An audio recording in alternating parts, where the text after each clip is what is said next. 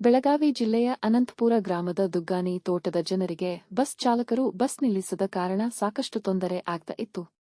ಚಾಲಕರನ್ನು ವಿನಂತಿಸಿದರೆ ಇಲ್ಲಿ ಬಸ್ ನಿಲ್ಲಿಸಲು ಆದೇಶವಿಲ್ಲ ಅನ್ನುವ ಉತ್ತರ ಸಿದ್ಧವಾಗಿರುತ್ತಿತ್ತು.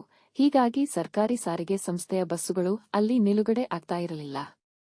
ಇದರಿಂದಾಗಿ ಅಥಣಿ ಹಾಗೂ ಬೇರೆಡೆ ತೆರಳಲು ದುಗ್ಗಾನಿ ತೋಟದ ವಸತಿಯ ಜನರು ಕಿಲೋಮೀಟರ್ ಗಟ್ಟಲೆ ನಡೆದುಕೊಂಡು ಹೋಗಬೇಕಾಗಿತ್ತು. ಸದ್ಯ ಚಿಕ್ಕೋಡಿ ಸಂಸದೆ ಪ್ರಿಯಾಂಕ ಜಾರಕಿಹೊಳಿ ಅವರು ಅಥಣಿ ತಾಲೂಕಿನ ಅನಂತಪುರ ಗ್ರಾಮದ ದುಗ್ಗಾನಿ ತೋಟದ ವಸತಿ ಹತ್ತಿರ ಸಾರಿಗೆ ಸಂಸ್ಥೆಯ ಬಸ್ಸುಗಳನ್ನು ನಿಲುಗಡೆ ಮಾಡುವಂತೆ ನಿರ್ದೇಶನ ನೀಡಿದ ಮೇರೆಗೆ ಸಾರಿಗೆ ಸಂಸ್ಥೆ ಇಲಾಖೆಯಿಂದ ಬಸ್ ನಿಲ್ಲಿಸುವಂತೆ ಆದೇಶ ಮಾಡಲಾಗಿದೆ. ಇದರಿಂದಾಗಿ ಗ್ರಾಮಸ್ಥರು ಮತ್ತು ವಿದ್ಯಾರ್ಥಿಗಳು ಹರ್ಷಗೊಂಡಿದ್ದಾರೆ.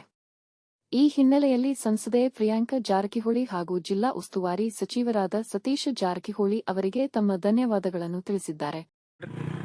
ಮಾನ್ಯ ನಮ್ಮ ಸನ್ಮಾನ್ಯ ಶ್ರೀಮನ್ ಸತೀಶ್ ಜಾರಕಿಹೊಳಿ ಸಾಹೇಬರು, ಸನ್ಮಾನ್ಯ ರಾಜೀವ್ ಕಾಗೆ ಸಾಹೇಬರು, ಸನ್ಮಾನ್ಯ ಶ್ರೀ ಕುಮಾರಿ ಪ್ರಿಯಾಂಕಾ ಜಾರಕಿಹೊಳಿ ಹಾಗೂ ಸನ್ಮಾನ್ಯ ಶ್ರೀ ರಮೇಶ್ ಶಿಂದಗಿ ಇವರೆಲ್ಲರೂ ಕೂಡಿ ನಮ್ಮ ಬಹುದಿನಗಳ ಬೇಡಿಕೆಯಾದಂಥ ನಮ್ಮ ಬಸ್ ಸ್ಟಾಪ್ ಕುರಿತು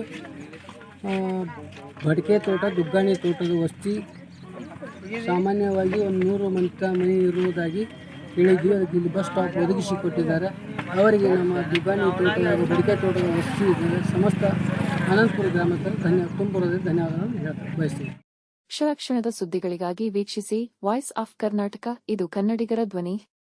ಚಾನಲ್ ಅನ್ನು ಹಿಂದೆ ಸಬ್ಸ್ಕ್ರೈಬ್ ಮಾಡಿ, ಶೇರ್ ಮಾಡಿ, ಪ್ರೋತ್ಸಾಹಿಸಿ. ಧನ್ಯವಾದಗಳು.